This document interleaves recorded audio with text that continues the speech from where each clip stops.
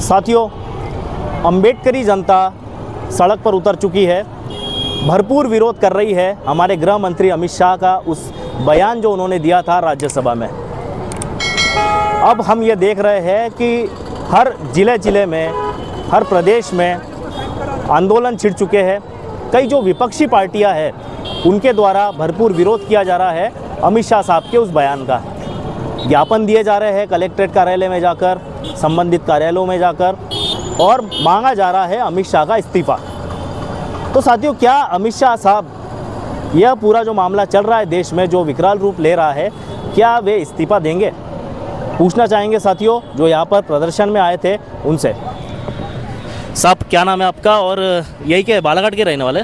मैं प्रॉपर बालाघाट जिले का ही रहने वाला हूँ जी। मेरा नाम है मुकेश कुमार बौद्ध, जिला प्रभारी बहुजन समाज पार्टी। तो साहब, ज्ञापन दिया आप लोगों ने, इस्तीफा की मांग तो बहुजन समाज पार्टी पूरे भारत भर में बहन जी के निर्देश अनुसार कर रही है। अगर अमित शाह इस्तीफा नहीं देते हैं तो बहुजन समाज पार्टी के राष्ट्रीय अध्यक्ष बहन कुमारी मायावती जी के जैसे निर्देश होंगे, बहुजन समाज पार्टी वैसा कदम उठाएगी, है ना? नहीं तो अपन क्या करेंगे अगर वो नहीं देते हैं इस्तीफा? नहीं देते तो बहुजन समाज पार्टी अनुशासित पार्टी है। जैसे बहन जी के राष्ट्रीय अध्यक्ष के निर्देश होंगे, बहुजन समाज पार्टी का कार्यकर्ता वैसे ही काम करता है। बहन जी जैसे निर्देश करेगी, अगर वो चाहते हैं कि वे सड़क पर उतर करके बड़े प्रदर्शन करना है, घेराव करना है, जैसे भी बहन जी के निर्देश होंगे, बहुजन समाज पार्टी की टीम, उनकी सेना वैसे ही काम करेगी, अनुशासित ढंग से, जैसे बहन जी के निर्देश होंगे। अच्छा, ये देखा जाए कि साहब, जो परभनी में है ना, अंबेडकर जी की प्रतिमा के साथ में छेड़छाड़ करी गई, क्षति पहुंचाई गई उसे, उसके बाद में वहाँ पे बहुत बड़ा विवाद उत्पन्न हो गया और एक जो वहाँ पे एक आंदोलनकारी थे सोमनाथ सूर्यवंशी, मृत्यु भी हुई उनकी। तो ये सब बहुजन समाज के ऊपर जो अत्याचार बढ़ रहे हैं, क्यों बढ़ रहे हैं आखिरकार? 21वीं सदी है साहब। बहुजन समाज में जो जन्मे सारे महापुरुषों के कारण जो समाज एक बुरी स्थिति से आज जिस स्थिति में पहुंचा है, ये एक स्थिति में बदलाव जो हुआ है, ये भारतीय संविधान के कारण हुआ है। और पहले जो संविधान चलता था मनुस्मृति के आधार पर चलता था, और मनुस्मृति की विचारधारा ऊंच नीच की विचारधारा, भेदभाव की विचारधारा है, जिसे ऊंच नीच की भेदभाव की विचारधारा को मानने वाले भी लोग संसद भवन में बैठे हैं, शहरों में बैठे हैं, जो वर्ण व्यवस्था को मानते हैं, ऊंच नीच को मानते हैं, और वो इस भेदभाव को पूरे भारत देश में फैलाना चाहते हैं और पूरे भारत देश में फैलाने के तो उस विचारधारा का प्रभाव है। नहीं, पर साहब जैसे आप बोल रहे हो कि संसद में बैठे हैं उस विचारधारा के, तो संसद में आरक्षित सीट रहती है, लगभग 125 या 150 कुछ सांसद ऐसे बोल सकते हैं अपन कि वो SC ST OBC वर्ग के बैठे हुए हैं। तो आप कैसे बोल सकते हैं कि वहाँ पे सब? ज़रूर वो SC ST से चुन करके जाते हैं, हाँ, लेकिन वो पार्टी उनकी नहीं होती है। अच्छा। वो पार्टी जो होती है वो मनुस्मृति को मानने वाले लोगों की होती है, और जो सीट से जीत करके विधायक सांसद जाते हैं, हाँ, वो उनके इशारों पे चलते, क्योंकि उनको लाल बत्ती चाहिए, उनको मान सम्मान पद प्रतिष्ठा चाहिए, और अपनी पद प्रतिष्ठा को बचाने के लिए वो संसद भवन में अपने मुंह पे मास्क लगा करके बैठे रहते हैं कि अगर हमने इनके खिलाफ में कुछ कहा तो हम अपने पद से इस्तीफा देना पड़ेगा या हम निकाला जाएंगे। वो महापुरुषों की कोई भी चिंता नहीं है, उनके अपने विचारधारा की चिंता नहीं है, उनको संविधान की चिंता नहीं है। उन्हें अपनी पद प्रतिष्ठा की चिंता है, मान सम्मान की चिंता है। मतलब जिस समाज ने तुम्हें चुन के वहाँ पर पहुँचाया, क्योंकि भैया अगर तुम बतौर अगर SC के कैंडिडेट बन के या ST के जो विधानसभा सीट रहती है या लोकसभा सीट रहती है, वहाँ से उन्होंने ही वोट दिया है आपको, और उन्हीं के साथ में फिर धोखा जी। ये तो उनके मानस पटल पे जैसा उनको लिखा है या सोचते हैं, तो उनको ऊपर हथौड़ा भी रहता है, उनके ऊपर दबाव भी रहता है दूसरी पार्टी का कि अगर आप हमारे समर्थन में नहीं चलेंगे, हमारे इसमें, तो अगली बार के लिए फिर हम आपको कभी टिकट नहीं देंगे, कभी आपको चुनने का आने का अवसर नहीं देंगे, या कि हो सकता है पार्टी से भी उन्हें निकाल दे।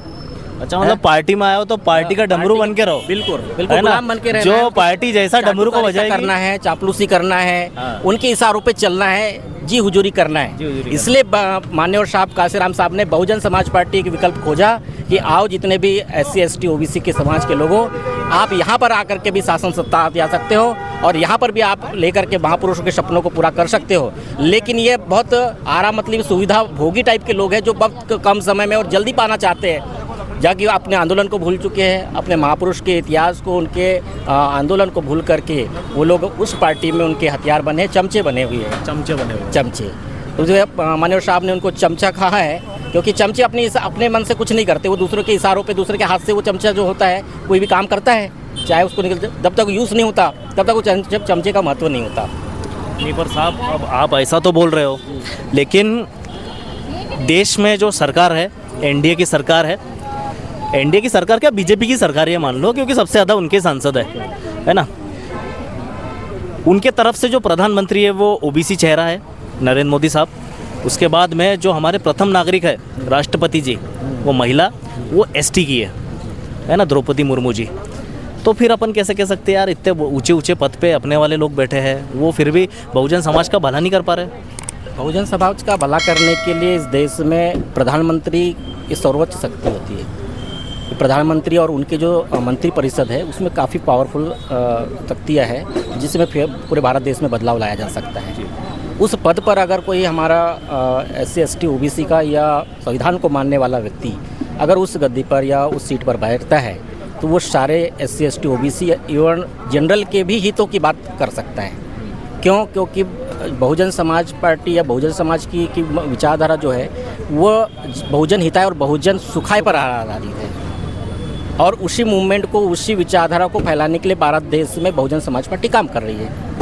बहुजन समाज पार्टी का एक ही उद्देश्य है, राजनीतिक सत्ता तो दूर की बात, पहले सामाजिक परिवर्तन और सारे लोगों को उनके संविधान के अंतर्गत में दिए गए सारे हक अधिकार बराबर लेवल पर सबको मिल जाए, बराबर का अधिकार सबको मिल जाए, समानता का अधिकार सबको मिल जाए, स्वतंत्रता का अधिकार मिल जाए, जो मानव का अधिकार है वो सारे मिल जाए। इस चीज़ के लिए लड़ाई लड़ रही है भारतीय जनता पार्टी और कांग्रेस ने। आज तक के इस काल में, राजनीतिक काल में SC ST OBC को पूर्ण रूप से अधिकार नहीं दिए हैं। उस अधिकार को पुनः देने के लिए बहुजन समाज पार्टी मैदान में है, और भारतीय जनता पार्टी और कांग्रेस की तो बिल्कुल नीयत ही साफ नहीं है। वो तो इसी अब पिछले पंचवर्ष में आप देखा है कि बहुत सारे अधिकारों को उन्होंने ये कर दिया है, संविधान में छेड़छाड़ किया है, संविधान की प्रतियां जलाया है, लोगों के साथ में बलात्कार, न्याय, अत्याचार, बहुत सारे मतलब जो नहीं चाहते हुए भी वैसा काम हो रहा है इस भारत देश में। तो ये भारत देश के लिए बहुत बड़ा दुर्भाग्य है,